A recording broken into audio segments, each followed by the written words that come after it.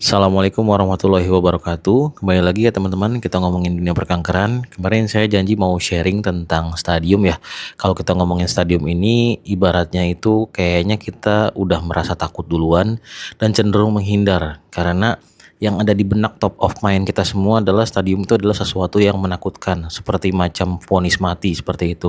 Jadi ini bukan seperti yang ala-ala ada di sinetron-sinetron yang dimana dokter-dokter yang di sinetron itu memberikan stadium terus kemudian si tokoh utamanya pingsan ya kan gitu terus sisanya ngomongin warisan. Bukan seperti itu ya teman-teman. Jadi tolong kita kosongkan dulu gelas kita ya kalau kita mau mendapatkan informasi secara utuh tentang stadium.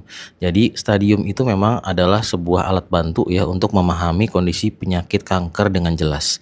Dan juga untuk menentukan, yang paling penting adalah menentukan pengobatan yang tepat untuk pasien. Karena walaupun sama diagnosis kankernya, contoh misalkan sama-sama kanker serviks, tetapi beda stadium, yang satu stadium 1, yang satu stadium 3. Itu udah jelas beda jauh pengobatannya. Arah pengobatannya itu jauh, yang satu mungkin memerlukan operasi, yang satu lagi tidak memerlukan operasi. Jadi tidak ada niat sama sekali dokter-dokter untuk menakut-nakuti dengan membubuhkan angka-angka stadium tersebut.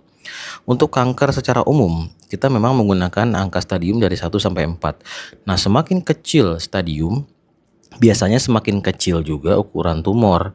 Ya, tapi ini tidak bisa dipukul rata ya untuk semua jenis tumor ya, tapi ini kita berbicara secara umum ya, gitu. Dan semakin kecil juga potensi untuk penyebaran ke organ lain tentunya kalau semakin kecil ukuran tumornya. Dan biasanya juga ya semakin kecil stadium, itu peluang akan keberhasilan pengobatannya tentu akan semakin baik. Lalu apakah ketika sudah stadium akhir berarti sudah pasti vonis mati? Nah, ini yang perlu teman-teman clearkan ya gitu loh. Jangan dengar sana sini bahwa wah stadium 4 itu udah pasti vonis mati lah, udah gak ada harapan ya. Perlu diingat bahwa walaupun udah stadium akhir, pengobatan itu tetap dapat dilakukan untuk mengontrol penyakit dan mengontrol penyebarannya.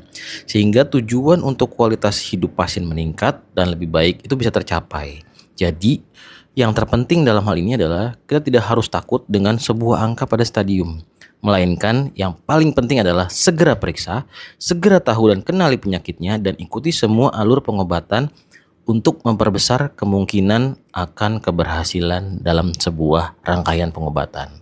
Oke, jadi jangan takut sama stadium, karena stadium akan menentukan jalur pengobatan terbaik dari penyakit teman-teman. Terima kasih, semoga bermanfaat. Wassalamualaikum warahmatullahi wabarakatuh. Kalian hebat.